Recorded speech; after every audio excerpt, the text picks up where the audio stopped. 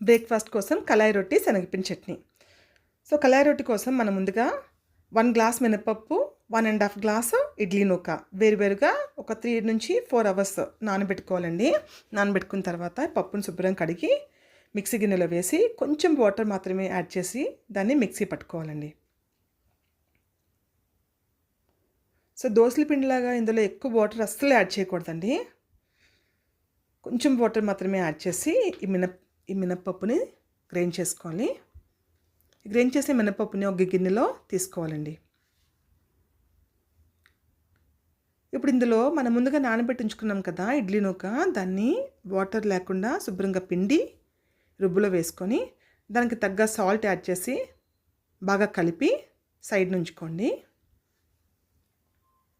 ఇప్పుడు కళాయి రొట్టె కోసము స్టవ్ ఆన్ చేసి కళాయి పెట్టి కళాయి వేడెక్కిన తర్వాత ఆయిల్ని సైడ్ నుంచి ఇలా వేయడం వలన ఆయిల్ వేగంగా హీట్ అవుతుంది.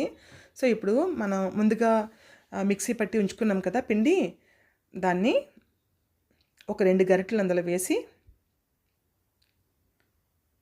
దాన్ని బాగా అడ్జస్ట్ చేసి ఇప్పుడు అందులో సన్నంగా కట్ చేసి పెట్టుకున్న ఉల్లిపాయ ముక్కలు, క్యారెట్ ముక్కలు, అలాగే కొత్తిమీర తరుగు, అల్లం తరుగు, చిన్నగా కట్ చేసి పెట్టుకున్న పచ్చిమిర్చి ఇవన్నీ వేసి ఇలాగా వీడియోలో చూపిస్తున్న విధంగా అద్దాలండి.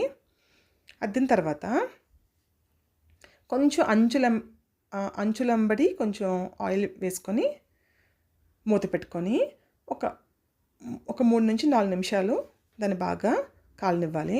కాలిన తర్వాత అట్ల పుల్లతో దాన్ని తిరిగేసి మరి కొంచెం ఒక హాఫ్ స్పూన్ ఆయిల్ వేసి మూత పెట్టుకొని అంతేనండి, కళాయి రొట్టి రెడీ అయిపోతుంది కదా. ఇప్పుడు శనగపిండి చట్నీ చూద్దాము.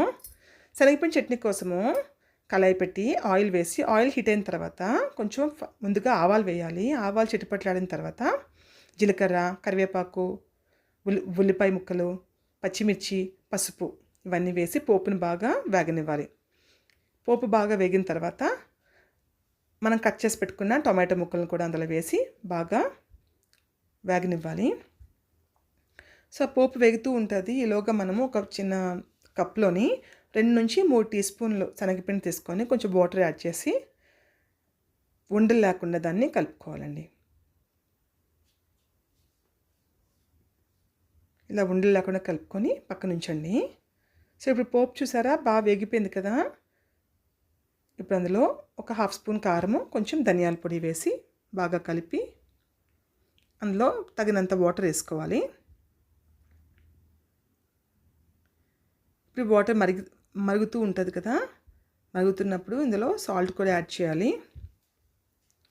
సాల్ట్ యాడ్ చేశాక బాగా వాటర్ మరుగుతున్నప్పుడు మనం ముందుగా కలిపి ఉంచుకున్నాం కదా శనగపిండి మిశ్రమం, దాన్ని స్లోగా అందులో వేసుకొని నెమ్మదిగా సిమ్లో ఉంచుకొని నెమ్మదిగా కలుపుతూ ఉండాలండి.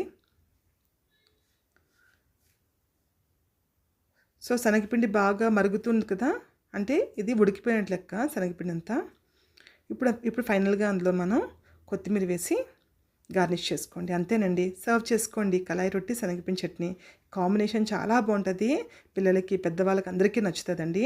సో వీడియో నచ్చితే లైక్ చేయండి.